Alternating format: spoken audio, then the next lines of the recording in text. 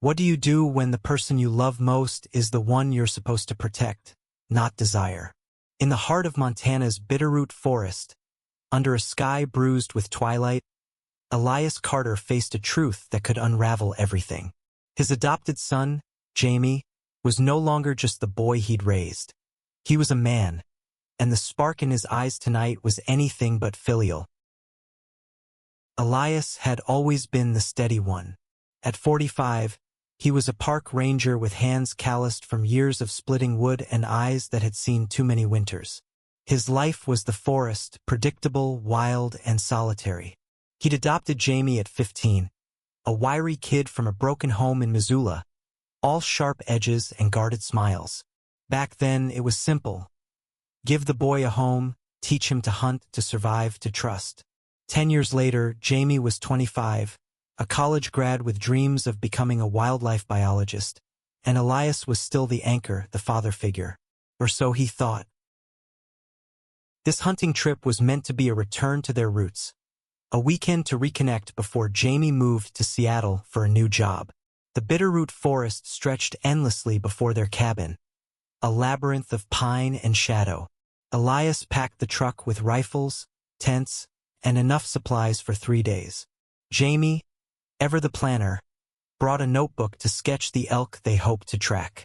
"You sure you're up for this, old man?" Jamie teased, tossing his backpack into the truck. Elias chuckled, ignoring the way his heart skipped at Jamie's grin. The first day was all routine. They hiked deep into the forest, following elk trails through frost-kissed underbrush. Elias taught Jamie to read tracks, to listen for the snap of twigs, to feel the pulse of the wild. But something was off. Jamie was quieter than usual, his glances lingering too long. When their hands brushed while passing the canteen, Jamie didn't pull away.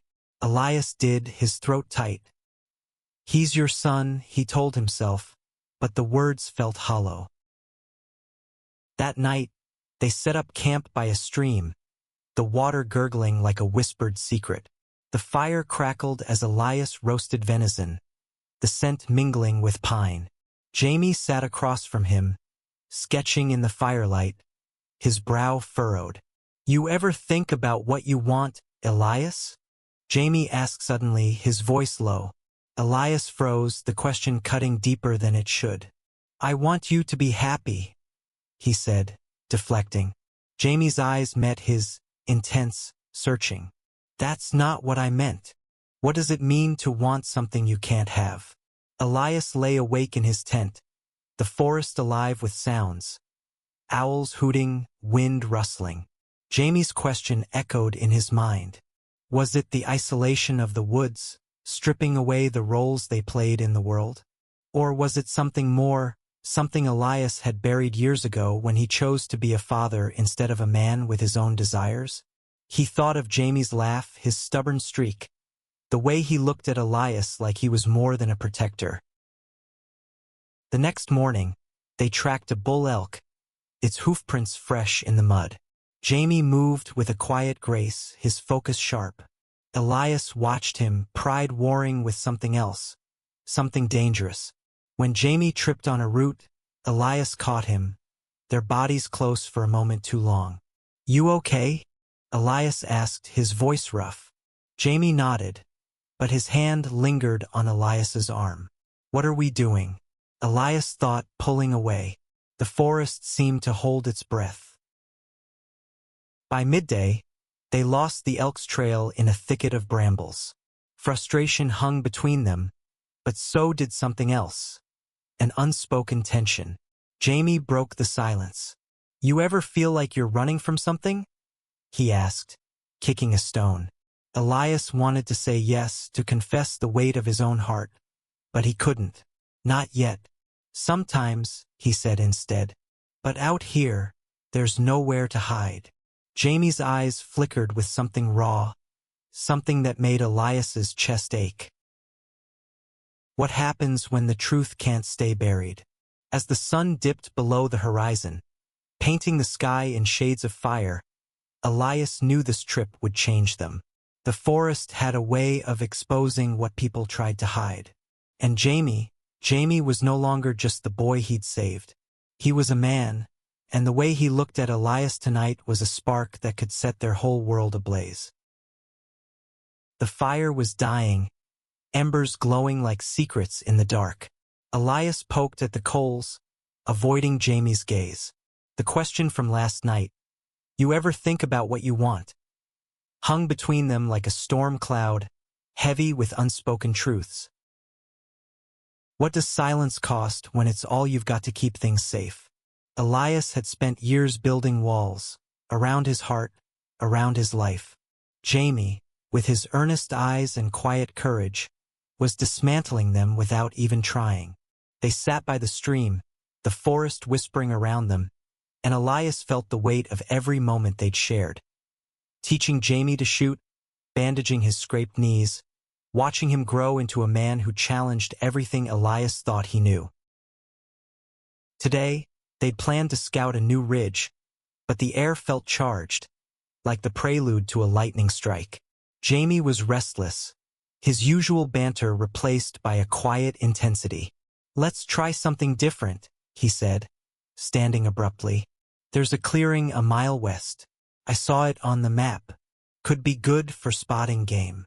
Elias nodded, grateful for the distraction. They packed light, leaving the rifles behind, and hiked through a cathedral of pines, their footsteps muffled by needles. The clearing was breathtaking, a bowl of green ringed by mountains, the sky above a bruise of purple and gold. Jamie dropped his pack and spun in a slow circle, his face lit with wonder. "This is it," he said almost to himself. "This is what I wanted you to see." Elias's heart thudded. "What are you showing me, Jamie?" He wanted to ask, but the words caught in his throat. They sat on a fallen log, sharing a thermos of coffee. Jamie's knee brushed Elias's, and neither moved away. "Back in Missoula," Jamie started, his voice soft, "I used to watch you fix things. Fences, trucks, me. You never asked for anything in return. Why?" Elias shifted, uncomfortable. "That's what you do for family," he said gruffly. Jamie's laugh was sharp, almost bitter. "Family, right?" He looked away, his jaw tight. "What if I don't want to be just family? What do you say when the line you've drawn starts to blur?" Elias's pulse raced. He'd spent a decade being Jamie's rock, his safe harbor. But now, Jamie's words were a current pulling him under. "You don't know what you're saying," Elias murmured, but his voice lacked conviction. Jamie turned to him, eyes blazing. "I know exactly what I'm saying. I've known for years." The confession hung there, raw and reckless. Elias wanted to run, to retreat to the safety of fatherhood, but the forest held him fast. Jamie's hand found his, tentative but firm, and Elias didn't pull away this time. The touch was a spark, igniting something he'd buried deep. "This can't happen," Elias said, but his voice was a whisper, a plea. Jamie's fingers tightened. "Why not? Because you're scared? Or because you think it's wrong? What does it mean to love someone in a way the world might not understand?" Elias thought of the life he'd built, simple, solitary, safe. He thought of the town, the whispers, the judgment. But here, in this clearing, with Jamie's hand in his, none of that mattered. The forest didn't care about rules or roles. It only cared about truth. They stayed there as the stars emerged, pinpricks of light in the vast dark. Jamie talked about college, about his fears of leaving Montana, about the nights he'd lain awake wondering if Elias felt the same pull. Elias listened, his heart a battlefield of guilt and longing. When Jamie leaned closer, his breath warm against Elias's cheek, the world narrowed to this moment, this choice. "I don't want to lose you," Elias said finally, his voice breaking. Jamie's smile was soft, almost sad. "You won't, but you have to decide what you want, Elias. Not for me, for you." The words were a challenge, a gift, a wound. Elias closed his eyes, the forest's heartbeat merging with his own. What did he want? And could he be brave enough to claim it? The night was a canvas of stars, each one a question Elias couldn't answer. He and Jamie sat in the clearing, the silence between them louder than the forest's hum.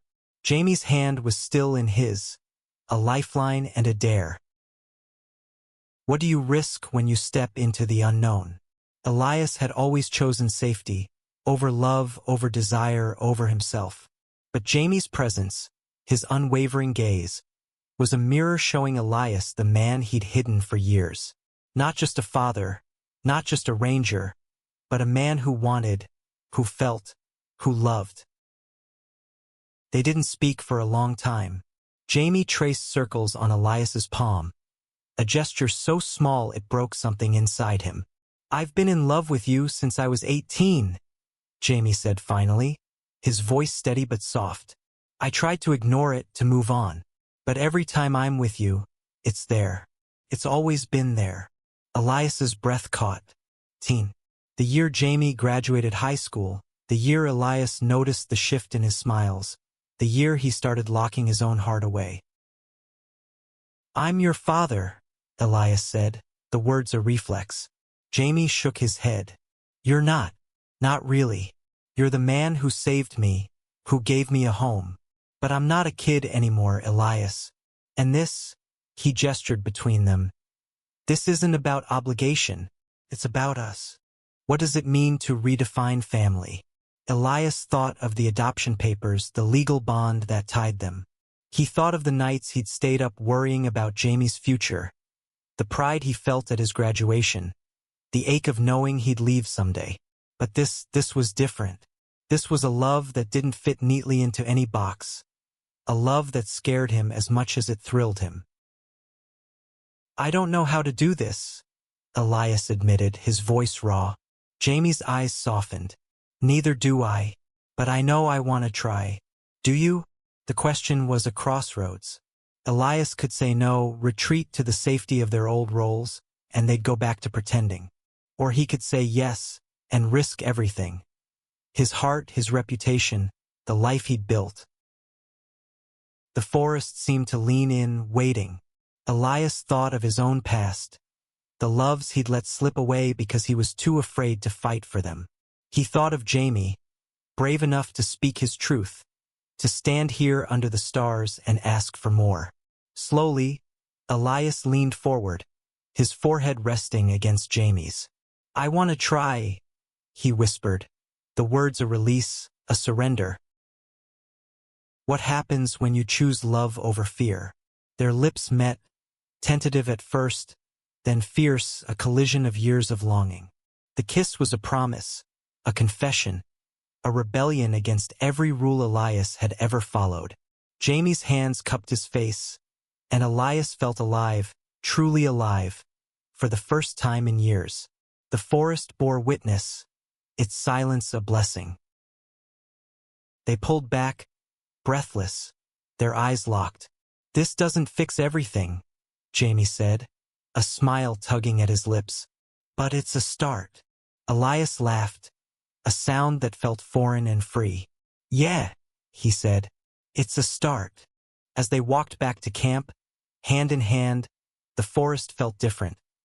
Less like a refuge and more like a home.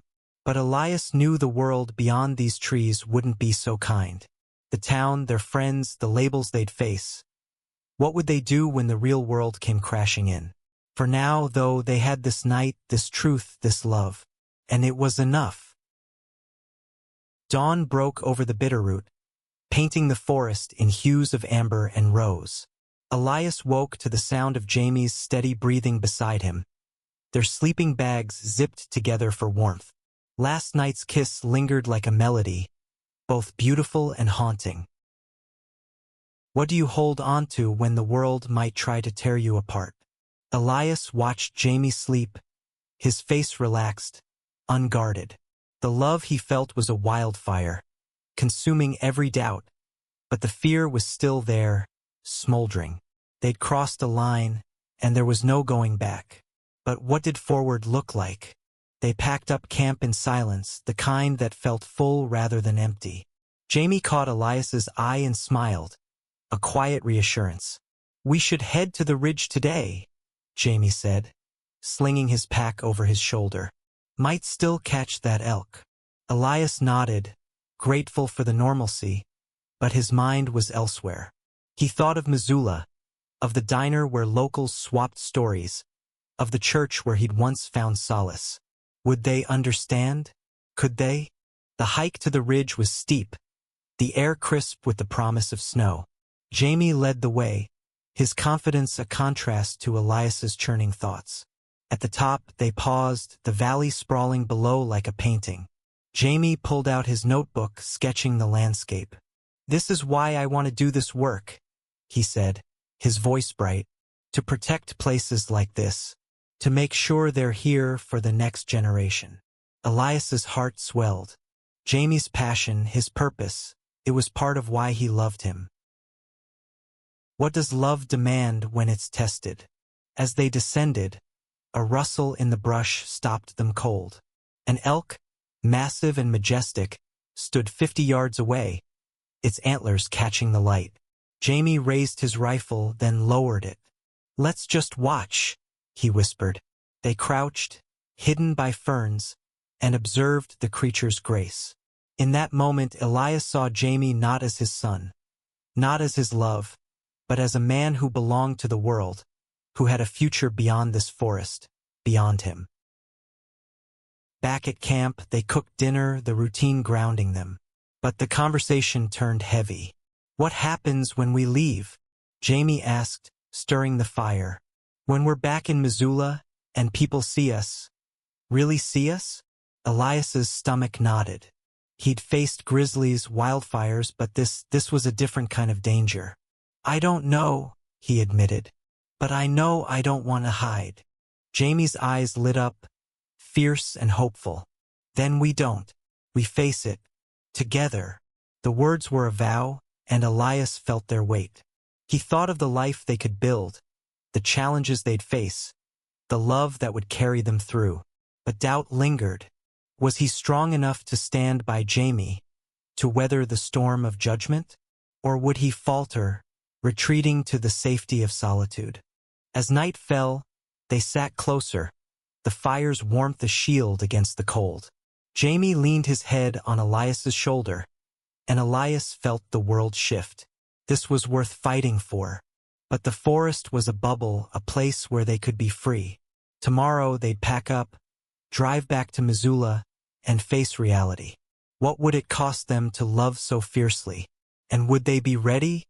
The drive back to Missoula was quiet, the forest fading in the rearview mirror. Elias gripped the wheel, Jamie's hand resting on his knee. The world outside the truck felt like a storm waiting to break, but inside, there was a fragile peace. What does it mean to build a life on love's unsteady ground? Elias had spent a decade giving Jamie stability, a home, a future. Now Jamie was giving him something back, a chance to be whole, to be seen. But as the pines gave way to asphalt, Elias felt the weight of what lay ahead. Missoula wasn't the forest. It had eyes, voices, judgments. They stopped at the diner on Main Street, the same one where Elias had taken Jamie for pancakes when he was 15. The bell jingled as they entered, and heads turned. Jamie didn't hesitate. He took Elias's hand, his grip firm. Elias's heart pounded, but he didn't pull away. The waitress, a woman named Clara who'd known Elias for years, raised an eyebrow but said nothing, setting down their menus with a smile. "What do you sacrifice for the truth?" Over coffee, Jamie talked about his job in Seattle, his plans to study wolf migration, his dream of making a difference. Elias listened, pride mixing with fear. Jamie was leaving in a week, and this, whatever this was, would be tested by distance, by time, by the world.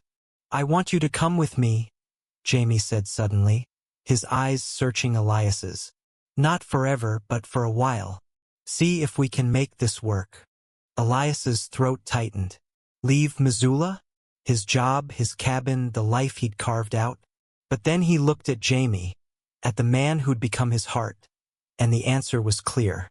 "I'll think about it," he said, and Jamie's smile was worth every uncertainty. That night, they sat on Elias's porch, the stars above a reminder of the forest. Jamie told stories of college, of the friends who'd accepted him when he came out, of the loneliness he'd felt keeping his feelings for Elias a secret. Elias shared his own truths, his fear of failing Jamie, his years of denying his own heart.